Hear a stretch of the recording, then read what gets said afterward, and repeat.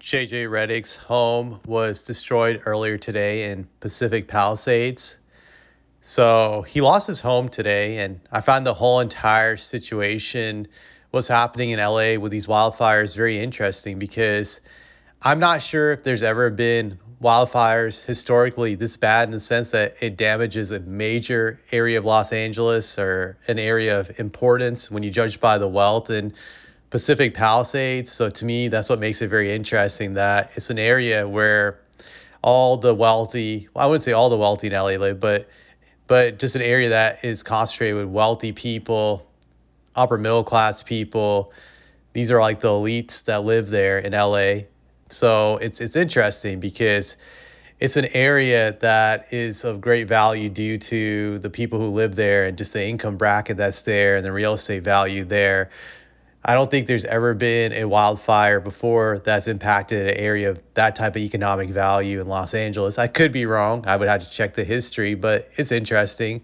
It looks apocalyptic when you see just the images of the fires and everything, especially if you watch a video of just like the skyline at night. You'll see a large gulf of fire just engulfing the whole entire city. So it looks insane. It looks like something out of a movie. I've never seen something like this in my life when it comes to wildfires, in the sense just it affecting a city of Los Angeles, a city of that magnitude. So it's interesting. Obviously, it's tragic. You could say that, but when just going back to JJ Reddick, this situation could affect him mentally.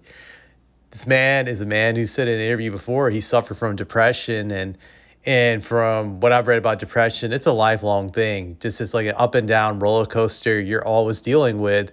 So this could have made it even worse for him in the sense that it triggers an onset of severe depression, just the way he might react to this. This man has already been unstable in my eyes after these losses the Lakers have suffered this year. When you watch his press conferences, I made a video about that a week ago, how comical his reactions to these losses have been this year. You just see him, the way he's reacting. He's acting like it's like life and death when it comes to these losses. He doesn't really have the temperament, I feel, just to handle a job of this magnitude. When you see the way he reacts, you have to be calm, kind of like, like a Phil Jackson type of nature or Pat Riley. Just you got to be seasoned about these losses and be able to be even keel, because I feel as a coach, you are one of the leaders of your team, and he's definitely not been able to do that. And who knows what this might do to him. Just it could trigger some other stuff about him. Just he might view this as some kind of sign that he shouldn't be in LA. Just it could be a sign from the unknown. Just how these players and coaches are very superstitious. It could definitely affect him, but he might in a sick way benefit from this, because now he'll have an excuse card to play in case the Lakers try to make him a scapegoat for their failures.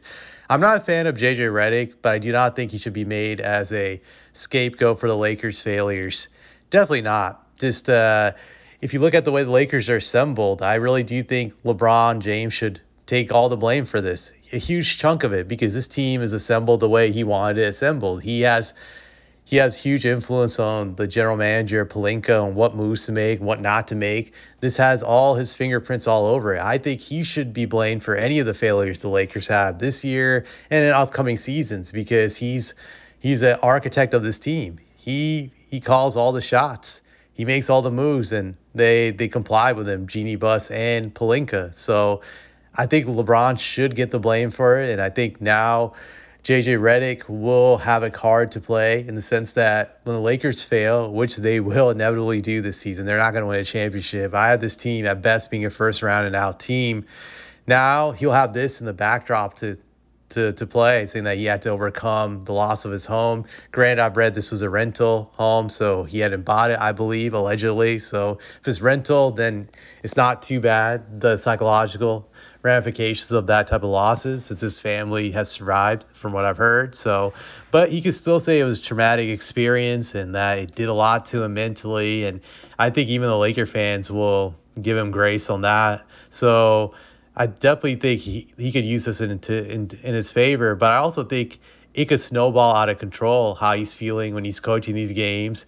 and then just feeling that maybe he doesn't belong there, just maybe he shouldn't be there. It could cause him to go crazy. It could cause him to go mad. He might make some irrational moves after what this situation occurred. Just the trauma from it could cause him to make irrational decisions. It's a very strong possibility that could happen. I already felt he wasn't stable prior to this, and now he's going to be even more unstable. That's what I think personally. So that's what I see could be happening down the line in Lakerland. But it'll be very interesting. Maybe the team will rally around him, and they come together just and win some games, possibly. But I just feel, regardless, this team's ceiling is the first round, and that's about it. But just the political situation, how this is all going to play out, who will be the Lakers' scapegoat at the end of the year. I think this gives JJ a shield from getting the blame of being the scapegoat, and it puts the blame on someone else. I think obviously LeBron is going to escape again because somehow his team and his people will maneuver the scapegoat to be somebody else. But I think now it won't be JJ Reddick because of what happened. So that's all I have to say.